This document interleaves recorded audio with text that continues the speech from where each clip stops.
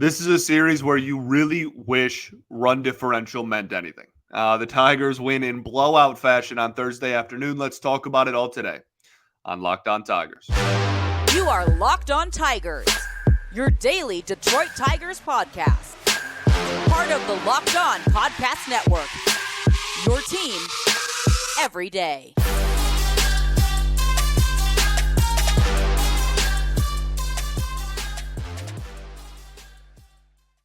What is up, everybody? Welcome back to another edition of Locked On Tigers. I'm, of course, your host, Scott Bentley. Today is Friday, September 15th, 2023. Thank you so much for making Locked On Tigers your first listen every single day. We are free and available wherever you get your podcasts, including YouTube, part of the Locked On Podcast Network, your team every day. Today's episode is brought to you by FanDuel. Make every moment more. Right now, new customers can bet $5 and get $200 in bonus bets guaranteed. That's FanDuel.com/lockedon to get started. Alrighty, well, the Tigers win big. 8-2 victory over the Cincinnati Reds in Comerica Park on Thursday afternoon. Very, very nice ball game all around. Great pitching performances. Clearly 8 runs. We're going to take that every day of the week. Definitely not a frustrating end to the series, but I think when we look back at this series, I guess it's over. We can do that right now. This is one that is like you did feel like you left something on the table there, right? Like even if you right now, the outlook is we dropped 2 of 3. We salvaged game 3 and won big. If you even flip one of the 2 games, I'm not even asking for a sweep. If you flip one of the first 2 games that we lost by 1 run and you flip it to a win, you're talking about a series win where the third loss was a 1-run or extra innings loss, right? Like that's a completely different outlook. And obviously you can't do that. And they did drop 2 of 3. And that's one of the reasons why the Cincinnati Reds are in the playoff hunt and you are not, is because of their ability to execute and get the upper hand in close ball games. But like when you were watching this series or listening, however you perceive the Detroit Tigers, however you intake the Tigers, like, were you watching it and you were like, man, like this Reds team, like they really are way better than us. We still have a long ways to go before we're in playoff contention. Like, no, nobody felt that way. Nobody felt like we were overpowered. Nobody felt like the Reds were even like the definite, like bona fide best team on the field for all 3 of these games. I didn't really feel like that at all. I'm not sure there was a single inning where I felt like we were outclassed or outmatched, right? We have a series against the Dodgers next week in LA. That series I'll feel outmatched in, okay? I'll watch that series and go, oh my goodness, we are nowhere close to this baseball team. That's when I'll feel that way. And like the Dodgers are way better than the Reds, not comparing those 2 teams, but like the Reds are in the thick of the playoff hunt. There is a very real world in which the Cincinnati Reds are playing playoff baseball in 3 weeks. And I don't think the Tigers look completely overmatched and overpowered by them. It's the little things. And that's why I get so mad at them and why I've been so frustrated at the lack of clutch hitting and why I've been so frustrated at the small, minute defensive mistakes that this team made this series. Is because you're really just like 1 or 2 of those going in a different direction or cleaning up those even a little bit. You don't even have to be, the most talented team ever. You don't have to be the team that makes the fewest mistakes. You don't have to be the cleanest product on the field. But if you just clean up a little bit of those, man, you're talking about a potential like overwhelming success over a playoff team. And I felt that with a few series against teams that are objectively better than you this year. So we don't play the moral victory game. I'm tired of that. We're 8 years into this rebuild, right? I'm not going to come on here and be like, oh, well, we should all be happy losing 2 of 3. But if there was a positive spin on it, it would be that. It would be you played well against a team that's better than you. You gave yourself chances to win. The next step in development, right? Development's not linear. It's not just, oh, look, it's a lot of this. It's a lot of peaks and valleys, a lot of roller coaster rides. But the overall trend is upwards. And I think that the Tigers are at a stage right now. There's still a lot of decisions that have to be hit on. It's certainly not guaranteed that they continue to progress forward. But I think they're at a point right now in the development of a lot of these players where, you're at the point where you're getting in position to do damage, but you're not coming through very often. Or you're in a position where you have the upper hand, and then you're giving up a big inning, or you're having 3 errors in half an inning, or you're leaving 52 million men on base. Like it's a stage. It's a stage in climbing the cliff of playoff baseball or competitive team, baseball. And it's a frustrating stage, but it's a necessary one. And I don't, again, I'm not saying anyone should take a moral victory out of this conversation, but it is worth noting. Like last year, there wasn't even any of this. They were just awful. They just couldn't score runs, period. They were bad fundamentally. They were just a bad baseball team. This year, they're still not great, but there is progress. And that progress is shown. We'll talk about this a little bit more at the end of the show. The Tigers have already, in this ball game, as reported by a lot of people, surpassed their win total from last year with still 2.5-ish weeks left. And we'll take that. Let's talk about the offense to start off. Got to bury the lead a little bit and not talk about Reese Olson off rip. Sorry to play you like that, but got to do my job too. Let's talk about this offense, though. 8 runs scored. Matt Vierling with the grand slam. The thing, and AJ Hinch talked about it, and we've talked about it on this show before. Matt Vierling has tools. Matt Vierling has a plethora of tools. In my opinion, that I have said on this show about in his current form, he's kind of like a fourth outfielder, super utility type. There's value in that. He can be good at that. But like even after the grand slam, he's got a pretty well below league average OPS still. It's 718 now. It's crawled back up. Good for him. Hope that it's 900. But like that, there are still limitations on what I think the ceiling of Matt Vierling is. And the reason for that is because he never pulls fastballs literally ever. And in this game, he pulled a fastball 450 feet. It's the second longest Tigers grand slam in the StatCast era, which is since 2015. Okay, so it has always been something that we've talked about on this show earlier in the season, but there's always been an underlying thing of like, this dude has tools. It's just about maximizing and utilizing them at peak value as best as you can. And it's something that we've talked about with Torkelson, and now it's something that we're going to talk about with Vierling too. If he just didn't spike the ball into the ground to the right side of the field every single time he steps in the batter's box, I think this dude could be better than he's been this year. And you could have a fast runner who gives you plus defense or at least net zero defense at corner outfield positions, can play some infield positions, and can hit decently well and wreak havoc on the base paths. That's valuable. But like people like to pull up his baseball savant page and they're like, oh, look, expected batting average is high. Average exit velo isn't like the worst thing ever. Like he hits the ball kind of hard. He spikes the ball to the ground to second base. He's late on every fastball. And in this game, he wasn't. And in the last week, he hasn't been. And that's awesome. I hope that that's not a fluke. And I hope that that's a sign of development and adjustments being made. Because if Matt Vierling can pull the baseball, you're talking about a legitimate, this dude's going to be here the next 5 years and he deserves to be so. To be so? He deserves to. So I'm hoping, I don't know why I'm so fired up about this right now. This should be a pretty calm conversation. I'm not sure why I'm amped up, but that's a huge thing. If he can pull the ball, I'm not even asking for him to pull and elevate necessarily like Torque. I don't need this dude to hit 20, 25 homers for him to be a valuable asset on my team. We see all the singles to the opposite field he gets. Those are all spiked into the ground.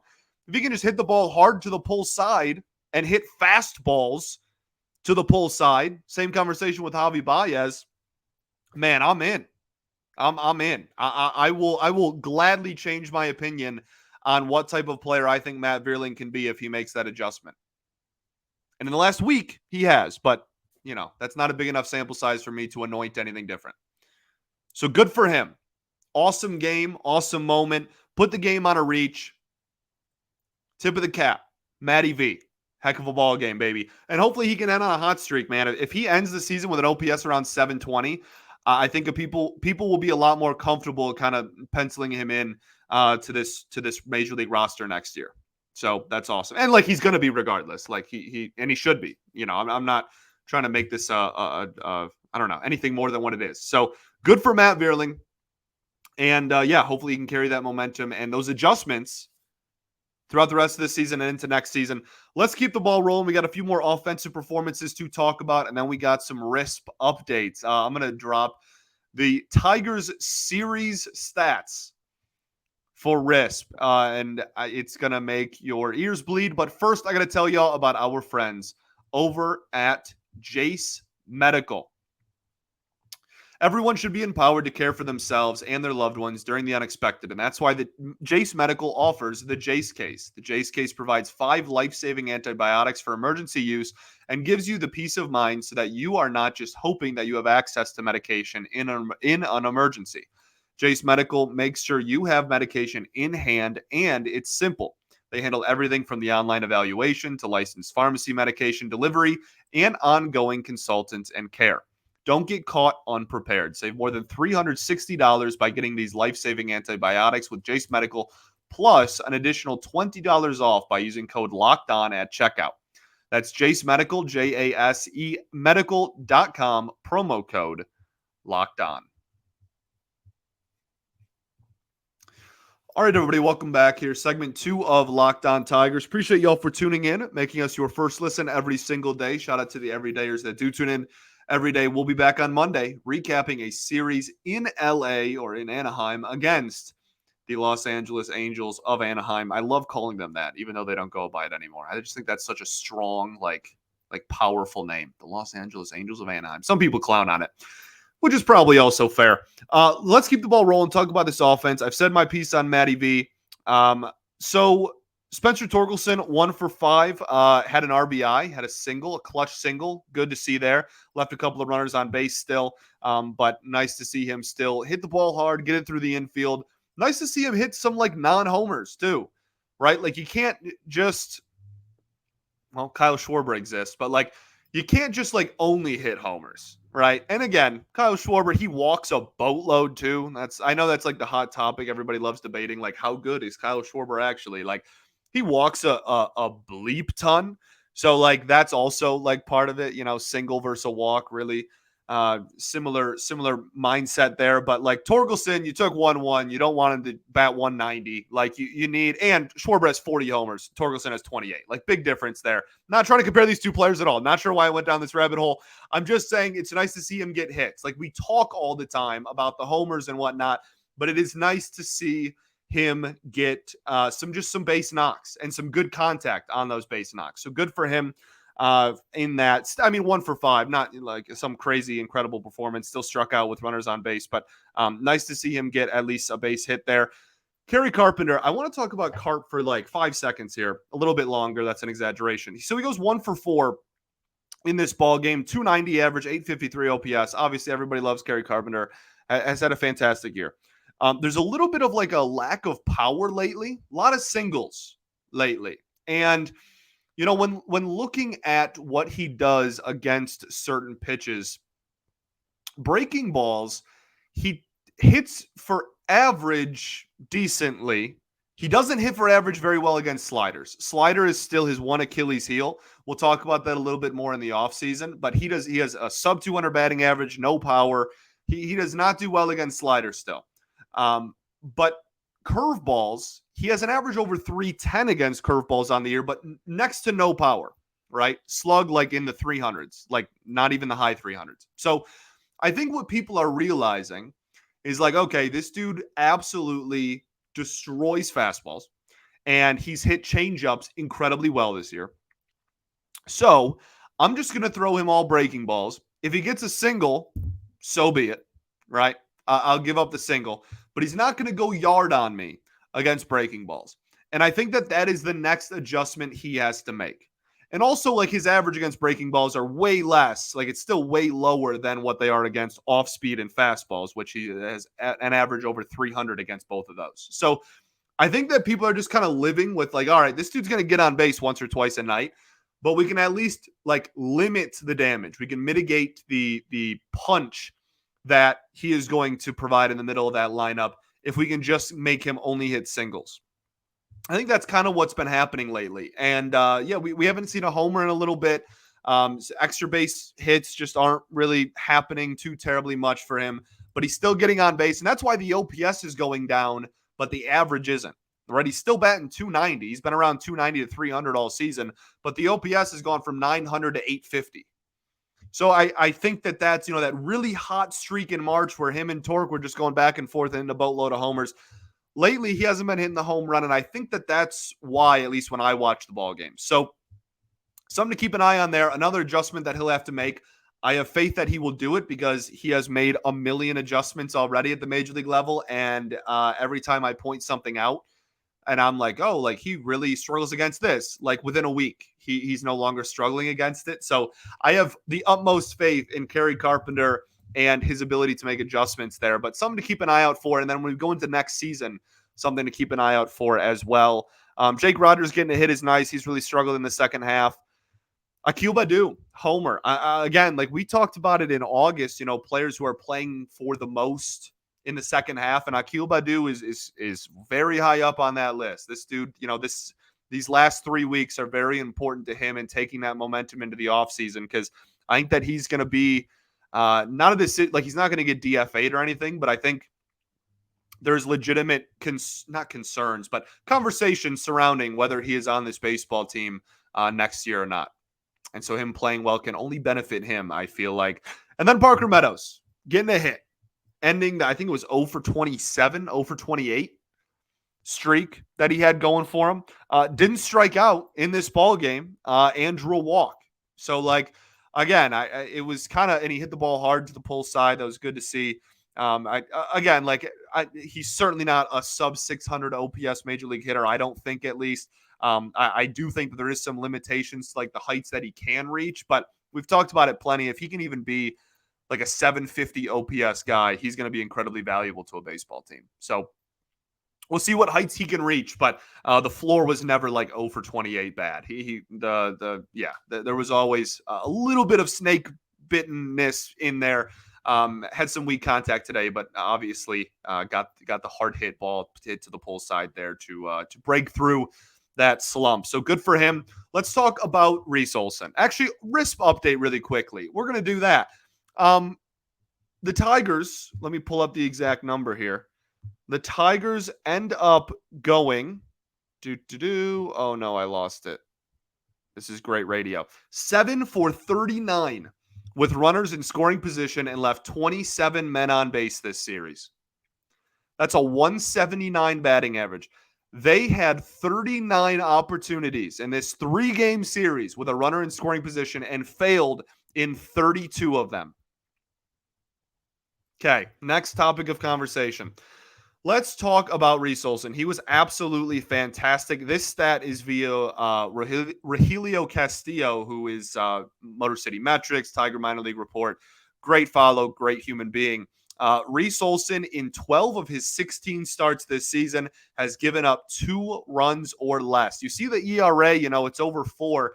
You got to remember that he has like 3 or 4 starts where he just got absolutely popped, right? 6, 7, 8 runs against. And in all the other ones, 2 runs or less. Very, very solid. Some starts where he was only throwing like 4 innings in a couple of those early ones as well. But very solid. I mean, this is a back-to-back outings in which he's taken a no-hitter past the 5th inning. Fantastic. 6 innings, 2 hits, 1 earned run on the solo homer, 4 walks, and 7 strikeouts. The first 3 innings, he was unhittable. He was unbelievable. I was blown away at how good he was the first time through the lineup. And then the second time through the lineup, the command, you could tell the exact at-bat, like legitimately the exact at-bat in which the command started going away. It was the first walk in, I want to say, the 4th inning. It was either the 4th or the 5th inning. The first walk that he allowed in that inning. And then the next batter, he 4-pitch walked. And then he got out of it. He hung a breaking ball, and it was a line drive to Akil Baddoo and left, and it was all with 2 outs. So we got out of the inning unscathed. But like that inning, that was where the command flustered. And from then on out, there was a lot more walks, but people aren't getting hits off of him. And that's a great sign. And the fascinating thing about Reese Olson, we will talk about right after. It's a pro transition right there. I tell y'all about our friends over at, that's the wrong one, FanDuel. Get ready for NFL season with incredible offers from FanDuel, America's #1 sports book. Right now, new customers can bet $5 and get $200 in bonus bets guaranteed. Plus, all customers who bet $5 will get $100 off of NFL Sunday Ticket from YouTube and YouTube TV. Now is the best time to join FanDuel. The app is easy to use, and you can bet on everything from spreads, player props, and more. So visit FanDuel.com/lockedon and kick off the NFL season with an offer you won't want to miss. FanDuel, official partner of the NFL. All right, everybody, welcome back here to the third and final segment of Locked On Tigers. Appreciate y'all for tuning in as always. So Reese Olson, the fascinating part about his last couple of starts is he hasn't had a ton of swings and misses. He had 7 strikeouts in this outing with 4 whiffs. That's rare, but he was a cold strike machine. Okay, and a lot of it had to do at the beginning of the game with fastball command. Fastball command is of the utmost importance. We talk about that. We've been talking about that for my entire 2.5 years here. Fastball command rules. And I think that in this outing specifically, again, once it went away, he started walking people. But in the first half of the outing, he was lights out painting four-seam fastballs all over the strike zone, low at the knees, glove side, belt high, arm side, up and away. Like it was beautiful. It was textbook. It was fantastic. And like his numbers against the fastball, I talk all the time. I give him so much crap for like having not a super effective major league fastball. His batting average against his four-seamer this year is under 200. The issue I have with it is the whiff percentage is like 12% or 14%. It's not good, right? He doesn't get swings and misses with it. But these last 3 or 4 starts, he has made so many adjustments with pitch sequencing, and also just in general with I guess that's also pitch sequencing, but like when he uses his four-seam fastball. And in this game, he was just brushing people back all game. Up and into lefties, up and into lefties, up and into lefties, then low and away to righties as well, but was really not afraid to go up and in against lefties this entire outing. And I think that it set up all of his other pitches really well. Even on the balls high and inside, brush them back a little bit, get their feet moving, make them see that 95 up and in, and then, drop the hammer low and away. Like, I was very impressed with the game calling as well, whether that was Hinch or Rogers or a little bit of Olson or they all held hands and it was all 3 of them. Whoever deserves the credit, they deserve the credit. But like I was very, very impressed with how he utilized all of his stuff in this game. I was very, very impressed. And the sinker, again, like it has like a 260 average against it, but like the slug against it's very low. And like in this game, the ball was hit hard against him, right? People were smoking the ball, but they were driving it into the ground outside of the home run. He had a couple of hard hit fly balls as well. But like the average exit velo in this game was almost a barrel. It was like 95 miles an hour. But if it's all ground balls, you're going to live with that. You're going to live with bad launch angles and getting people out on their front foot and just messing with timing just enough to keep people off balance. And I was just, again, whether it's Fetter, Hinch, Rogers, Olson, all 4 of them, I don't care. The pitch sequencing in this game was absolutely textbook, beautiful, chef's kiss, fantastic. And I think that he's going to need that if he wants this fastball to be effective at this level. And it has been his entire first year in the majors. That's a fantastic thing to build off of. So good for him. It's not slow. It's 95 with movement. It should be a good pitch. So I'm happy for him. The bullpen in this game, Will Vest, 1 inning of perfect ball, continues to be great. He might end with a sub-3 ERA, which is a fantastic year, going to establish himself and make, kind of force the front office's upper hand to bring him back next year, which is great. Tyler Holton, 1/3 of an inning, 2 hits given up, had the 1 strikeout, and then the Reds just decided they wanted to just go through and use they were just going to use all of their righties against Tyler Holton. Just all of them. They had a whole bench full of righties, and they were just going to use all of them. So Tigers went to Jason Foley, the ground ball king, and he gets a double play almost immediately. How many pitches did he even throw? Had to have been like 5 or less. Immediately gets a double play, gets out of the inning. That's why Jason Foley is an absolute freaking dog. Okay? All dog around this mug, and Jason Foley is why. And then Jose Cisnero, at that point the game got blown open. He gives up a solo homer. I don't even want to talk about it. Sure, good job. Kept the game intact. Still not sure why you're on the roster, but that's a different conversation that we've been talking about for a long time. Was on the mound when the Tigers closed the door. That's all that matters. Good for him. Okay, so 8-2 final. I think that's pretty much everything with this ball game. From a game recap perspective, the Tigers officially surpassed their win total from last year. Last year, they won 66 games. This year, even if they lose out, they will win 67. Good to see. The Tigers have, 16 ball games left? I want to say 7, 14, 16. They have 16 games left. If they go 500 the remainder of the season, okay? If they go 8-8, that is, oh no, I have to do math on the spot. I didn't prepare that. 67 plus 8. So you're talking about 75 wins. If they just go 8-8, you're talking about a 75 win season. Is that right? Yeah, 3, 5, that's 8. Yeah. 75 wins. So that's, if you would have told most people, right? I always just default back to, the people that support this show, because I see all of their opinions all the time in the comments and online and whatnot.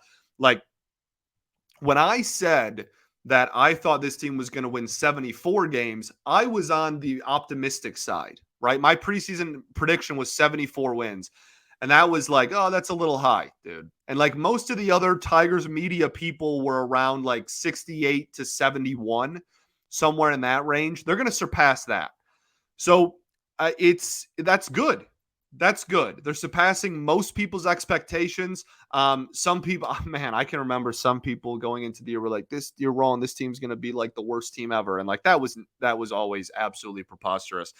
They had the worst offense I've ever seen in my life last year and didn't even lose 100 games. They were never going to be as bad as some people made them out to be going into the year. But this is a good solid building block year, man. If they can hit that number I put out there at 74, win, not even that doesn't even require them to go 500 the rest of the way.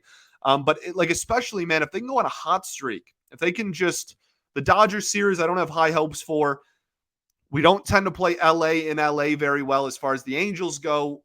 The A's tend to be a thorn in our side. The West Coast road trip is going to determine a lot about how we finish this season. But the end of the year, and this transitions us into our last point, the end of the year, they have 6 games at home against the Royals and the Guardians. There's no reason you should not go 4-2 there, at least. Zero. I don't care. You're going to have a packed house. You're going to be selling out every single one of those games because people are going to want to see Miguel Cabrera one last time. The vibes are going to be high.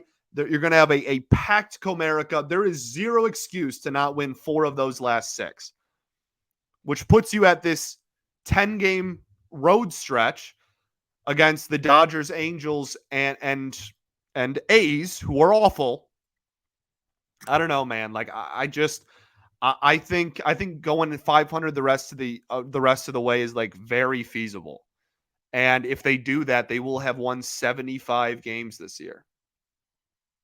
And I think that, again, when you think back to the beginning of the year, going into the season, if someone would have told you the Tigers were going to win 75 games, Torque was going to hit about 30 home runs, Kerry Carpenter was going to prove that he was going to be a middle of the lineup bat, the pitching was going to be solid, I think a lot of people would have taken that. So it's important not to lose, big picture, what's the word I'm thinking of? Big picture perspective while we go on this game-to-game basis of like, we just dropped the series to the Reds. We should have done better. We should have probably won the series. There's an argument we could have swept the series. But like, for what this team is, I think a lot of us will gladly take a mid-70s win total. All right. Angels preview. The pitching matchups for this weekend are going to be Griffin Canning against Tarek Skubal on Friday. Sawyer Gibson-Long against Tyler Anderson, who has just been a very bad, honestly, I was going to say a very bad contract for the Angels so far, but goodness, man, that seems to be a recurring theme with them. They have quite a few of those, unfortunately. And then a TBD on Sunday against Reed Detmers, who I actually still like a lot. I think he's just inefficient. He can get swings. Reed Detmers can get swings and misses. He just, throws 90 pitches in 4 innings. So we will see how the Tigers fare against the Angels. I hope everyone is ready to put some coffee on the coffee maker. Okay. We got 9:30, 9 p.m., 4 p.m. on Sunday, then 10:10, 10:10, 10:10, 9:40, 9:40, 4:07, 4:07. We got a week full of 10 p.m. start times, baby. All right. So for those who watch these shows at midnight, you will certainly not be getting a midnight release because the game will literally still be happening at midnight Eastern for most of the week. So expect it a little bit later, an hour or two after. And appreciate y'all. Thanks for making Locked On Tigers your first listen every day. We'll be back on Monday recapping this series against the Angels. And I'll see y'all then. All right. Peace and love. Going at Therapy's dope. I'll catch y'all Monday, baby. Go Tigers.